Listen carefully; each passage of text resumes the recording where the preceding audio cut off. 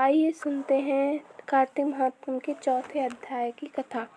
नारद जी बोले, ऐसा कह विष्णु भगवान मत्स्य रूप धारण कर विंध्यवासी कश्यप ऋषि की अंजलि में पहुंच गए।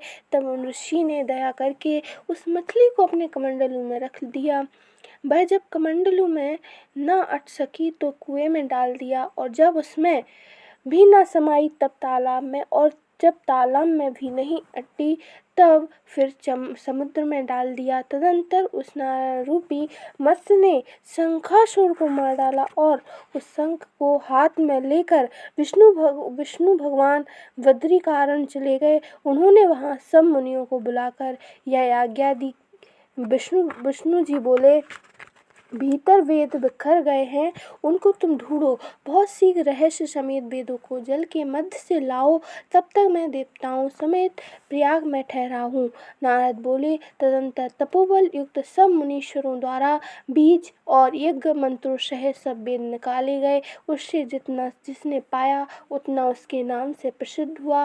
हे राजन, तब से उस भाग का वही ऋषि हुआ। इसके बाद सब मुनीश्वर प्रयाग गए और पाए वेदों को विधाता सहित जो भगवान हैं उनको दिया। संपूर्ण वेदों को पाकर ब्रह्मा ने आनंद युक्त हो ऋषिगणों के साथ अश्वमेध यज्ञ किया। यज्ञ के अंत में देवता, गंधर्व, यक्ष, सर्प और कुहक ये सब भूमि में दंडवत प्रणाम कर प्रार्थना करने लगे।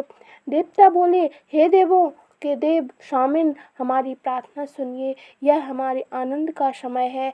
आप वर देने वाले हो। इन ब्रह्मा ने नष्ट हुए वेदों को इस स्थान में फिर से पाया है, और हे भगवान, हमने आपके प्रसाद से यज्ञ के भाग पाए हैं। इससे हे महाराज, आपके प्रसाद से यह स्थान अर्थात प्रयाग पृथ्वी में अति श्रेष्ठ पुण्य को बढ़ाने वाला और भुक्ति मुक्ति को देने वाला माना जाए। यह काल भी महापवित्र, ब्रह्म हत्या आदि को निर्वृत्त करने वाला और दान को अक्षय करने वाला हो। यह वर हमको आप दीजिए।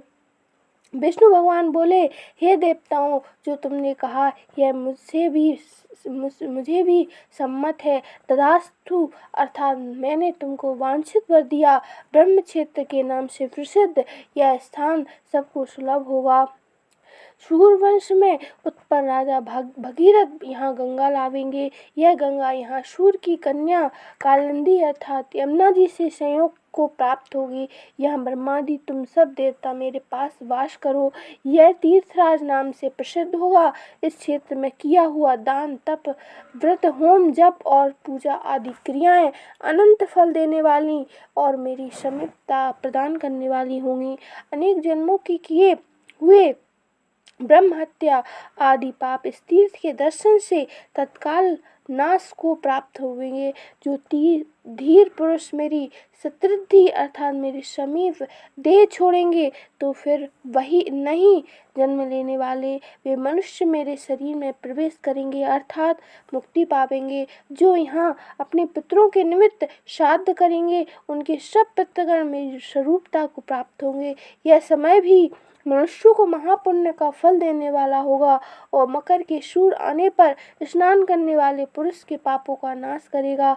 माघ मास में मकर के सूर्य आने पर प्रातःकाल स्नान करने वाले मनुष्यों के दर्शन से ही पाप ऐसे दूर हो जाएंगे जैसे सूर्य से अंधकार दूर हो जाता है।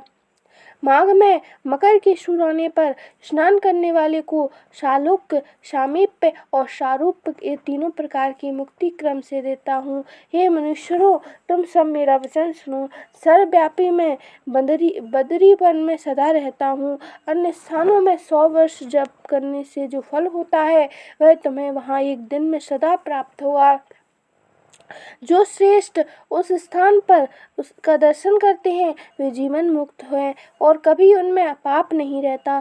सूत जी बोले, देवों के देव श्री भगवान देवताओं से ऐसे कहकर ब्रह्मा समेत वहीं अंतर्धान हो गए। इंद्रादि सब देवता भी अपने अंशों से वहां स्थित होकर अंतर्धान हो गए। जो उत्तम प्राणी शुद्ध चित्त हो इस कथा को सुनेगा या सुनावेगा या तीर्थराज अर्थात प्रयाग और बद्री वन में जाने से जो फल मिलता है उसे पाएगा। बोलो श्री कृष्ण भगवान की जय।